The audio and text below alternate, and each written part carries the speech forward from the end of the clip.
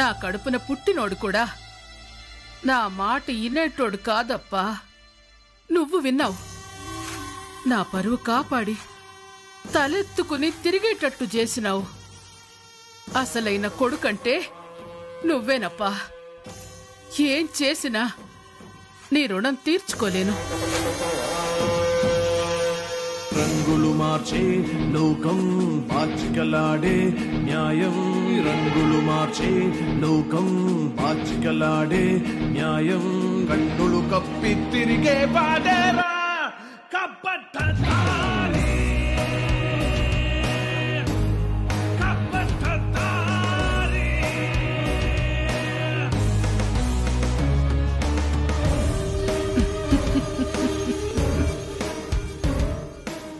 నా పెంపుడి కుక్కవిరా. చచ్చినట్ల నా మాట వింటావని తెలుసప్పా. అందుకే ఈ పెండ్లి చేసి అక్కడ రచ్చ గెలిచినాను. మేనకోడల్ని కోడల్ని చేసుకోవాలన్న అనసూయ ఆశ నెరవేరకుండా చేసి ఇంట గెలిచినాను. నిన్ను అడ్డం పెట్టుకొని ఎక్కడైనా ఎప్పుడైనా గెలుచానే ఉంటానప్పా.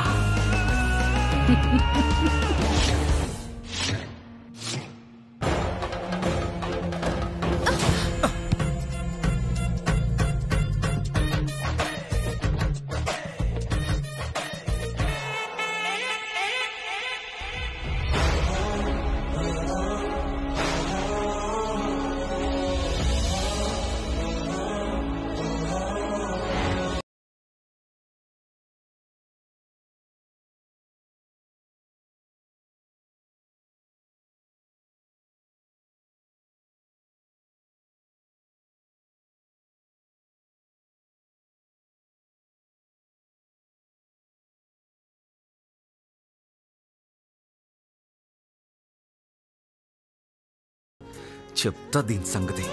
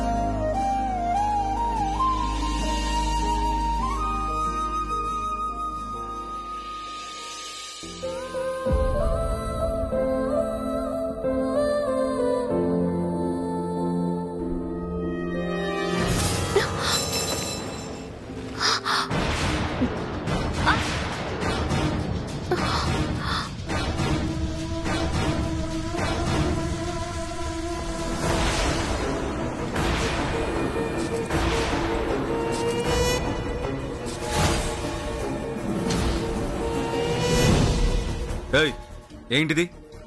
సరిగ్గా పట్టుకోవడం చేత కదా?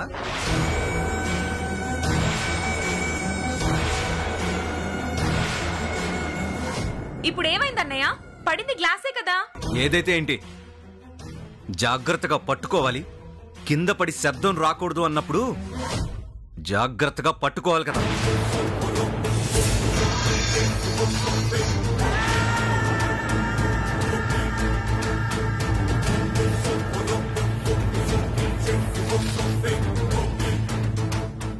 మనిషి బాగానే తిని దిట్టంగా కనిపిస్తున్నావు కదా,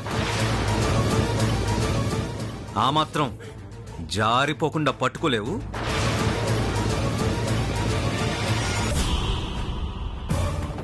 ఇది నాకేనా? ఈయన కావాలని అమ్మాయిల వెంటపడి అల్లరి చేస్తాడు, తప్పులేదు.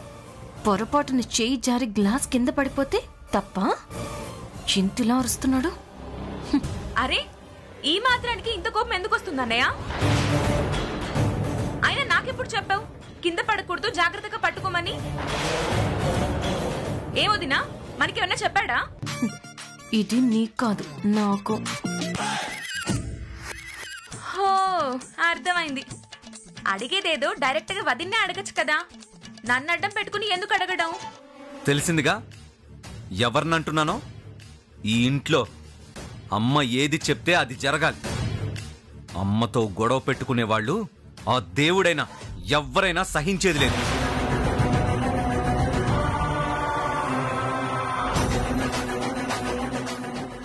ఈరోజు పెళ్ళయింది, ఇక్కడ ఉంది అంటే దానికి కారణం అమ్మే. ఆ సంగతి మర్చిపోద్దని చెప్పు.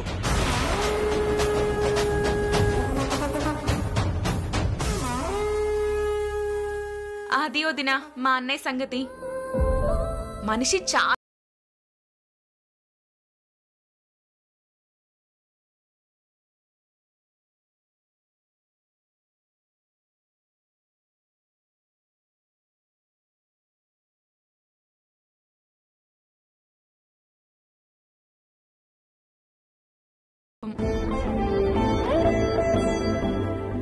గొడవ జరుగుతుంది అన్నందుకే ఇంత కోపం వస్తే నిజంగా గొడవ జరిగితే ఎలా రియాక్ట్ అవుతాడో.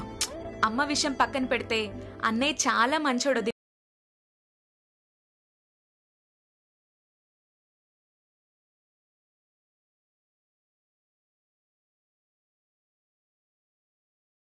తెచ్చుకోకుండా ఎలా ఉంటావు?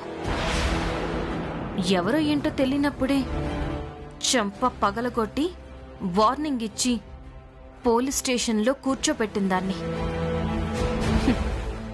ఇప్పుడు ఇష్టం వచ్చినట్టు ప్రవర్తిస్తానంటే నేను ఊరుకుంటానా? కొంచెం కొంచెంగా ఇప్పుడిప్పుడే అర్థం అవుతున్నాయి కదా, చూద్దాం. ముందైతే నేను ఎవరికి దేనికి భయపడకుండా గట్టిగా ఉండాలి.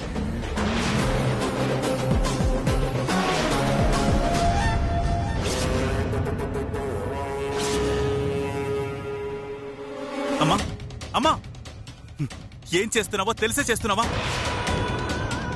ఏమప్పా, ఏమైనాది? రుసరుసలాడుతా ఉండావు. లేకపోతే ఏంటమ్మా, గాలికి పోయే కంపెనీ కాలికి తగిలించుకున్నట్టు ఆ రాజ్యం మీద అందని నువ్వు ఆ అమ్మాయిని కోడలు చేసుకుంటావా? అసలు అసలు ఆ అమ్మాయి ఎలాంటిదో తెలుసా నీకు? చూసావుగా, నీ పేరున్న ప్లేట్ని కింద పడేయడమే కాకుండా నీ మీదే సెటైర్లేస్తుంది. నీతోనే ఢీ కొడుతుందమ్మా అది. నీకిప్పుడు తెలిసినాదప్ప?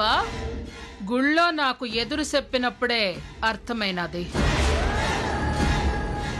ఓ పెళ్లి చేయించడం కానీ, 100 ఏళ్ల బంధాన్ని మూడేసి తాళి దానం చేయడం కానీ భార్యాభర్తలు కలిసిస్తే బాగుంటుంది. అలా ఇస్తేనే అవతలి వారి దాంపత్యం 10 కాలాల పాటు పచ్చగా ఉంటుంది కదా.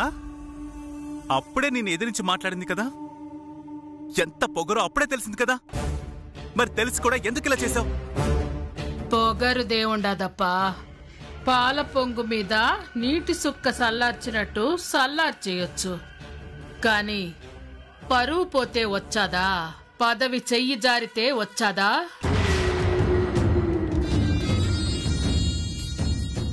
అన్నిటికన్నా ముఖ్యం విశ్వాసం గల కుక్క శివ చెయ్యి జారితే వచ్చాడా?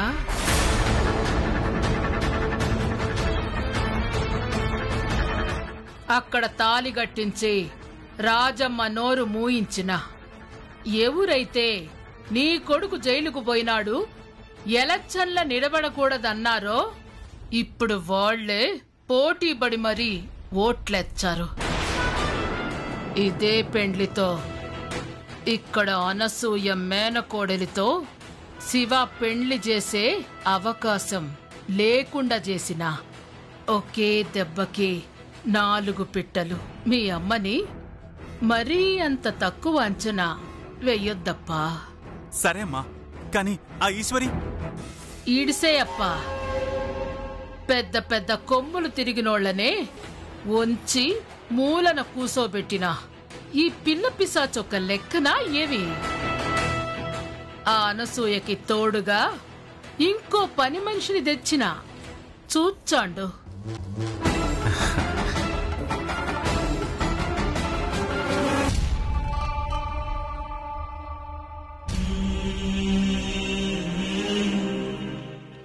నిన్ను విడిచిపెట్టి వెళ్ళాలి అంటే మనసు రావటం లేదే, కానీ వెళ్ళక తప్పటం లేదు. ఏం చేస్తావు? జాగ్రత్త అమ్మా. అయ్యో అమ్మా, ముందా ఏడు పాపు. ఎవరన్నా చూస్తే నువ్వు నాకు అప్పగింతలు ఇస్తున్నారని అనుకోరు, నేనే నీకు అప్పగింతలు ఇస్తున్నాను అనుకుంటారు. అది కాదమ్మా. అమ్మా, నేను జాగ్రత్తగా ఉంటాను, అన్ని చూసుకుంటాను. ఇదిగో ఈ బ్యాగ్ తీసుకో. చూడమ్మా, ఇక్కడ జరిగిందంతా నాన్నకి చెప్పకు, ఆయన తట్టుకోలేరు. ఇక్కడ అందరూ మంచివాళ్లే, బాగా చూసుకుంటారని చెప్పు. అర్థమైందా? ఇక్కడ బాగానే తలూపుతావు, మళ్ళీ అక్కడెక్కడ కుళాయి విప్పుతావేమోనని నా భయం. సర్లే, టైం అవుతుంది, బయలుదేరు.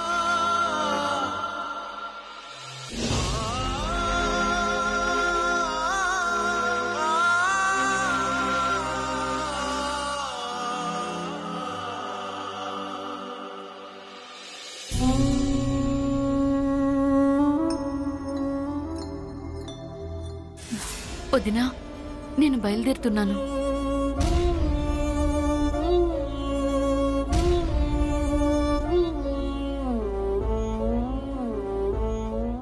మీకు కోపం రావటం సహజమే వదినా, కానీ ఏం చేస్తాం? ఎవరమో అనుకుని చేసింది కాదు. జరిగిందేది మనసులో పెట్టుకోకుండా నా కూతుర్ని మీ కూతుర్లా చూసుకోండి.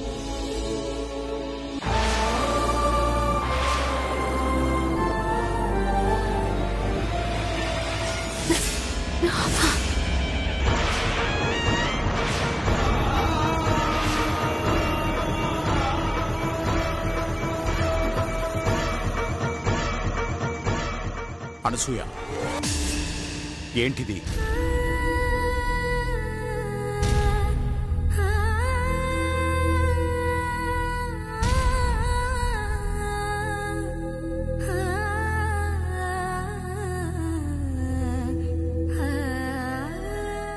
నువ్వేం బాధపడద్దమ్మా.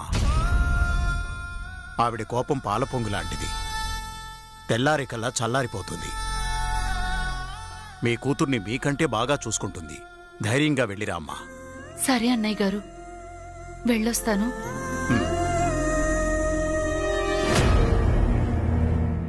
వెళ్ళొస్తానమ్మా. అలాగే అమ్మా. సత్యవతి,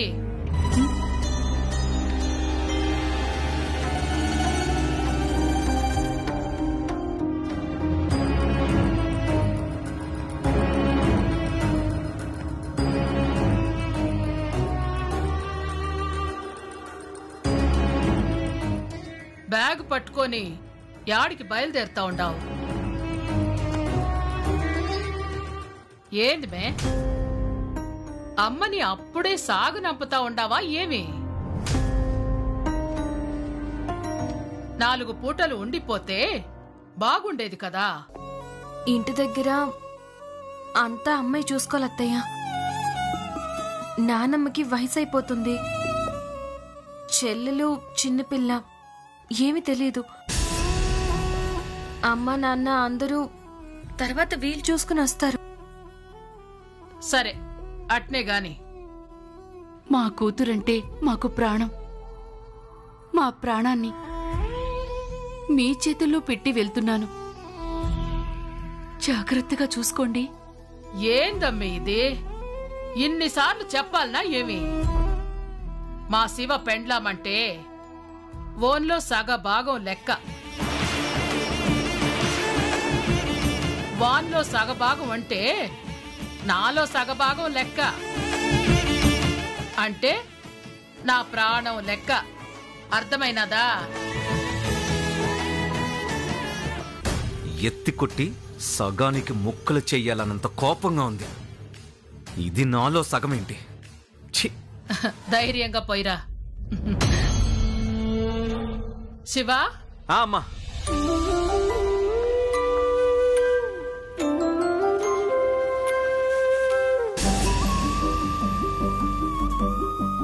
వెళ్ళొస్తాను బాబు. అందరికన్నా ఎక్కువ బాధ్యత నీదే బాబు. నా కూతుర్ని బాగా చూసుకో బాబు.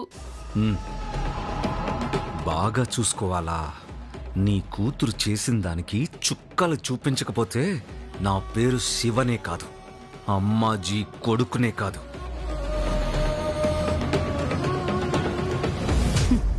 సైకాలజీ చదివిన దాన్ని లోపలేమనుకుంటున్నావో నాకు తెలీదనుకుంటున్నావా? నువ్వు నాకు చుక్కలు చూపించడం కాదు, నేనే నీకు అందనంత ఎత్తులో ఉండే చుక్కనని తొందరలోనే నీకర్థమయ్యేలా చేస్తా. శివ, కార్ రెడీగానే ఉండదా? ఉందమ్మా, డ్రైవర్ కూడా రెడీగానే ఉన్నాడు. సరే, మీ అత్తని ఇడిచిపెట్టమను పో. పదండి. వెళ్ళొస్తానండి.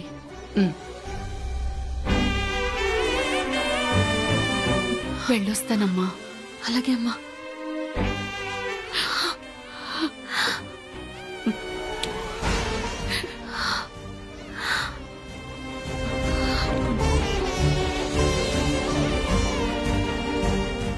జాగ్రత్తమ్మా.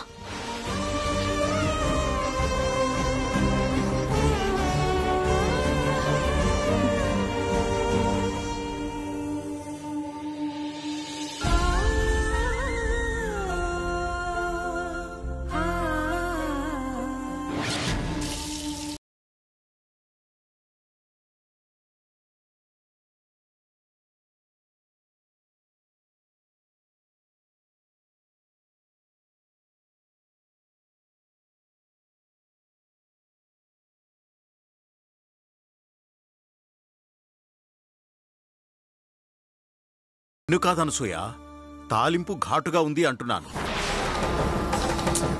ఎవరి మీద కోపం? ఎవరి మీద కోపం చూపిస్తే ఎవరు ఊరుకుంటారు? నా చేతకంతనం మీద, నా తెలివి తక్కువ తనం మీదే నా కోపం. ఏంటనసూయ, మరీ చిన్నపిల్లలా? ఇంకా ఎంతసేపు నువ్వు బాధపడి అందర్నీ బాధ పెడతావు చెప్పు. నువ్వు అవునన్నా కాదన్నా పెళ్లి జరిగిపోయింది. నీ మేనకోడలితో పెళ్లి జరగలేదని ఆ కోపాన్ని కోడల మీద చూపించడం ఎంతవరకు న్యాయం చెప్పు. కోడలేంటి కోడలు? అసలు నా దృష్టిలో నా కొడుక్కి పెళ్లే కానప్పుడు కోడలు ఎక్కడి నుంచి వస్తుంది? అదెవరో నాకు తెలీదు, నాకే సంబంధం.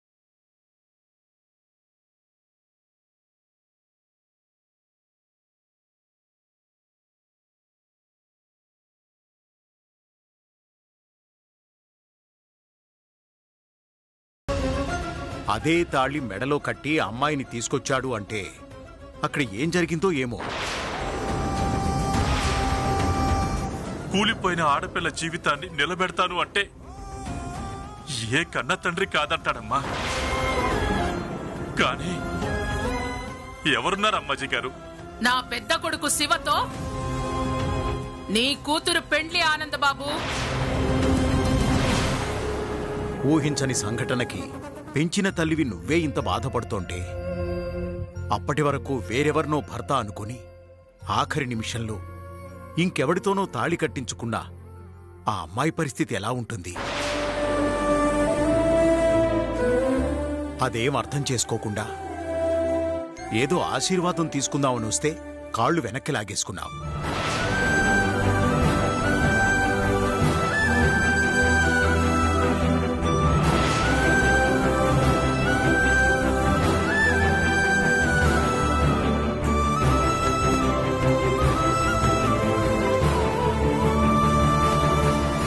వాళ్ళ అమ్మగారు వెళ్తున్నానని చెప్పడానికొస్తే పట్టించుకోకుండా వచ్చేశావు.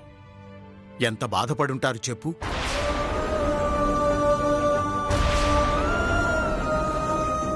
వాళ్ళకెందుకు బాధ? ఏ కారణంతో పెళ్ళాగిపోయినా అమ్మాజీ దగ్గరుండి పెళ్లి చేసింది కదా, సంతోషంగానే ఉండుంటారు. నీ ఏడుపు నీదే గాని చెప్పేది నమ్మవు. నీ కొడుకుతో పెళ్లి జరిగింది అని సంతోషపడ్డానికి వాడేమన్నా గౌతమ బుద్ధుడా?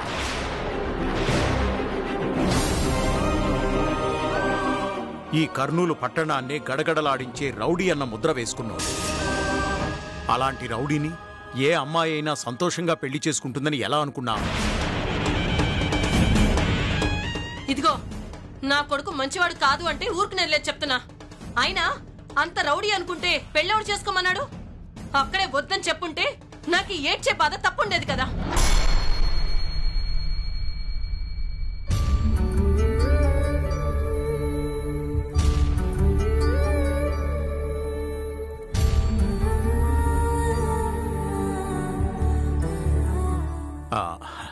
రామ్మా,